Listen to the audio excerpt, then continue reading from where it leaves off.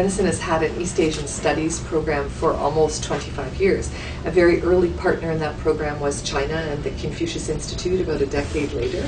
So we prided ourselves here at Renison exploring bridges or pathways of meaning making which go across cultures, cultural difference, linguistic difference, what's common, what's different, how do we understand each other, how do we communicate. So I'm an artist. I love words as well, but one of the things I became aware of as I've traveled more and more internationally and speak only English and French and a little bit of German, is that I had no linguistic capacity to communicate in the East. So how was I to communicate? How was I to find that meeting place in terms of common humanity without linguistic skills? So I came up with this idea that my art could be a pathway for doing that, and I was curious to see if I were to work in the two different philosophical systems, the Confucian system, which undergirds most of Eastern philosophy in most countries of Asia, and then Western philosophy, humanism, and the Judeo-Christian tradition. Could I identify shared virtues that were common in both cultures? Because both in ancient Eastern culture and ancient Western culture, the idea that the good society is made up of virtues is very common. So I'm a philosopher, so I explored the philosophies of both and identified those virtues that I thought were the most significant in terms of commonality. So things like integrity, fidelity, courage, love, generosity, benevolence, all those kinds of things. So I identified what I thought was common, because there are virtues that aren't common. Just a sidebar about that. Justice, for example, is one that doesn't appear in all philosophical systems, or mercy or forgiveness doesn't appear in all philosophical systems. So I named my 18 virtues. I used 18 because that was multiples of 6 are good luck in Chinese culture. So I did 18 paintings. Actually did more than that, but in the exhibition I kept 18 of them. There's several extra different versions of the virtues that I did.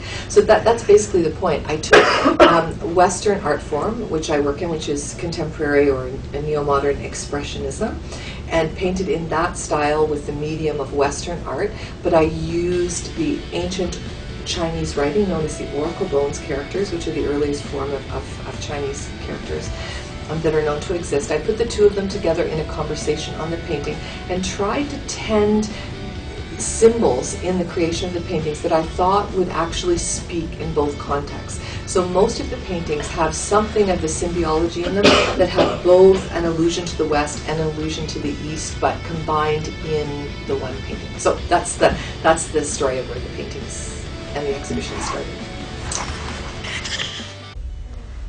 I am the pathway to the good city. I am a trodden pathway between a field of green. I allow the people to progress peacefully until they reach civilization. I am respect. I am love. I am devotion. I am filial piety. I am the cycle of life. When you were a child, your parents gave everything they had to take care of you. As they age, I am what allows you to repay them. To be the support as they weaken is like the group of buildings leaning on each other. I help you take them on the path until they reach that place. I am the energy that enables the past to become the future. I show virtue as an embodiment, a series of feelings, thoughts, and actions working in tandem to transcend into the daily lives of everyone, like how my artistic elements work together to portray such a complicated value and social construct. My concept traces people's minds like the gold accenting lines sweep over my entire body. Not the frontline battle, but rather in their subconscious, as I whisper influences to alter their internal perceptions. Like the misconceptions and pressures of virtue, my dark cosmic background clashes against my illuminating pink and delicate flowers, demonstrating that something so pure and sweet can also be engulfing and swallowing. Something so simple that can be twisted and turned to morph mindsets, choices, and lives. I showcase the otherworldly paradox with my ability to pull you in as you gaze into the abyss of ominous violet and blue hues, the light pinks and golds only pushing you further. I am grace, I am beauty. I am represented by blush pink and crimson because they expose emotion. They show my joy, passion, and hint of innocence. My gold strokes signify importance. I am always needed and I will never be forgotten, for no one can live without me. I am found worldwide, from the east to the west. I can have order, but I am also free-flowing like a river. I toss and turn, refreshing you every minute. And although I am rough and rocky, I am able to swiftly sweep you away. I hypnotize you.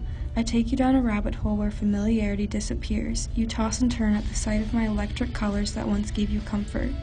Even though I am pure, I have sinful layers, a deep past that draws you in. I am unknown, but I am beautiful. My fan embodies the heart. The open accordion is where my innocence, peace, virtue, and purity lie. With an open heart, you can see my elegance. With a closed heart, I can be lost. I am peace. I am the optimist's dream and the ideal freedom. I am a dove, almost fully encircled by the golden ring, but not enclosed completely like a fence, because I am not a close-minded idea. I am open to all interpretations, because I am the conversation between religious and non-religious values. I am the link to harmony and the values of the Confucian series. I pull people in to inspire them, then send them into the world to practice me. And in practice, a ripple effect is created from others' impressions, transforming into more practices. I am something that everyone wishes to have, but few seem to have fully. Through all of the darkness, I am the light that is cherished and highly prized. I am supportive, committed, dedicated, faithful, and devoted. I am loyalty. My array of colors reflects all of the different versions of myself, but where my gold band shines is where my true loyalty lies. My gold band is left alone, a single shadow in a vast world of deceit. The vibrant orange that is drawn through me will never reach my glimmering line, for there are too many different ways I can be revealed.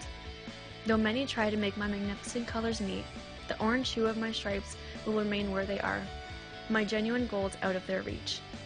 I am treacherous, committed, and supportive. I am loyalty.